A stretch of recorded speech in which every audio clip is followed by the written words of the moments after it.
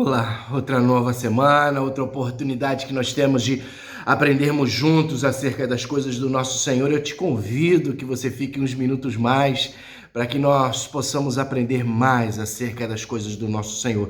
Eu tenho aqui um texto em Neemias, capítulo de número 1, versículo de número 3.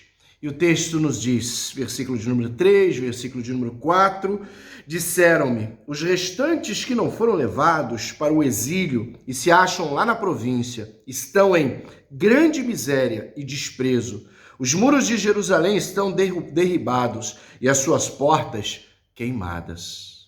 Tendo eu ouvido estas palavras, assentei-me e chorei, e lamentei por alguns dias. Estive jejuando e orando perante o Deus dos céus.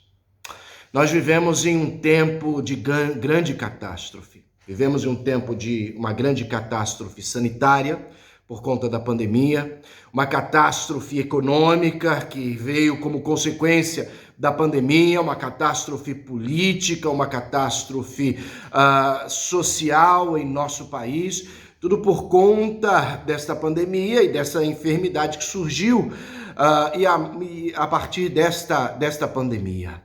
Quanto sofrimento, quantas famílias enlutadas, quantas pessoas que perderam seus entes queridos, quantas pessoas que perderam o seu emprego, quantas pessoas que perderam a sua renda, quantas pessoas que perderam a sua estabilidade familiar nesses últimos 2 anos.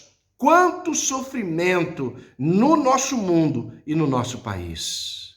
Nós, como cristãos, jamais podemos ficar indiferentes ao sofrimento das pessoas. E há de se constatar que existe um grande sofrimento, um grande clamor, um grande sofrimento hoje no nosso mundo. Nosso papel, como gente que segue a Jesus, não ficar indiferente diante do sofrimento alheio.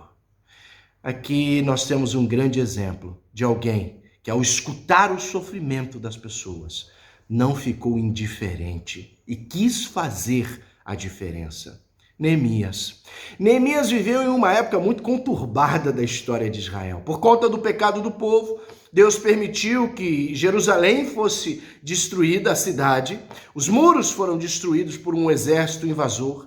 O templo que havia sido construído por Salomão já não existia mais, foi derrubado. Já não havia mais o esplendor do templo em Jerusalém. Já não haviam mais palácios em Jerusalém. Já não haviam mais muros na cidade de Jerusalém. E muitos judeus, muitos da tribo de Judá, foram levados cativos como escravos para viverem na Babilônia e depois na Pérsia. Por 70 anos durou este exílio forçado do povo de Israel. 70 anos de grande sofrimento, a ponto de que eles chegaram a dizer que penduravam os instrumentos musicais nos salgueiros, porque não queriam cantar mais. Tamanha tristeza do coração do povo judeu. Nessa época, alguns prosperaram em terra alheia. Daniel é um exemplo. E aqui também Neemias. A Bíblia diz que Neemias era copeiro do rei. Ele administrava o palácio real. Era alguém que não mais era escravo, que já tinha um alto cargo, um cargo de muita confiança, alguém que ascendeu socialmente em terra estrangeira. Quando ele recebeu a visita de algumas pessoas que vieram de Judá, ele imediatamente perguntou como estava o povo em Judá e em Jerusalém. Ele podia ficar indiferente. Ele estava bem, tinha uma boa condição financeira, tinha uma estabilidade, estava com uma estabilidade no trabalho financeiro, uma boa posição social. Ele podia estar tranquilo, indiferente ao sofrimento alheio ou ao sofrimento daquelas pessoas. Mas não, ao receber o informe, o relato daqueles que vieram de Judá, dizendo que o povo estava em grande mazela, que estavam sofrendo afrontas, desprezo, que a cidade estava destruída ainda, que não haviam muros na cidade de Jerusalém, que outrora o esplendor, que uma cidade que teve tanto esplendor outrora, agora já não tinha coisa alguma. Quando ele escutou isso, ele que poderia ou ficar indiferente optou por ter um coração temente a Deus. Optou por fazer a diferença. Primeiro texto diz que ele orou, primeiro texto diz que ele chorou profundamente. Qual foi a última vez que você chorou por conta do sofrimento de outras pessoas? E não vale gente da tua família. Eu estou dizendo gente que você não conhece. Gente que está ao teu redor e que está sofrendo desesperadamente. Quando foi a última vez que você sentiu a dor do outro no teu coração? Como cristãos, nós não podemos permanecer com indiferença diante do sofrimento alheio. Temos que aprender, inclusive, a termos compaixão, chorarmos diante do sofrimento da outra pessoa. Ele chorou, ele orou, uma linda oração. Ele ficou com desespero, com uma sensação de luto diante do sofrimento daquelas pessoas.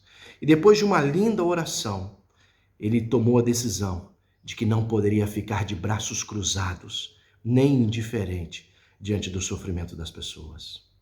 Me corta o coração. Aqui perto da minha casa, no Paraguai, perto da região da rodoviária onde eu vivo aqui em Assunção, existem muitos indígenas, crianças indígenas, menores de rua. E os menores de rua no Paraguai são indígenas. Muitos menores de rua indígenas, famílias inteiras. E me corta o coração. O Senhor me incomoda. Eu não posso ficar indiferente diante do sofrimento dessas pessoas. O meu coração tem que mover-se para que eu possa ajudar essas pessoas. Eu não posso ficar indiferente diante do sofrimento de tantas pessoas. Como Neemias.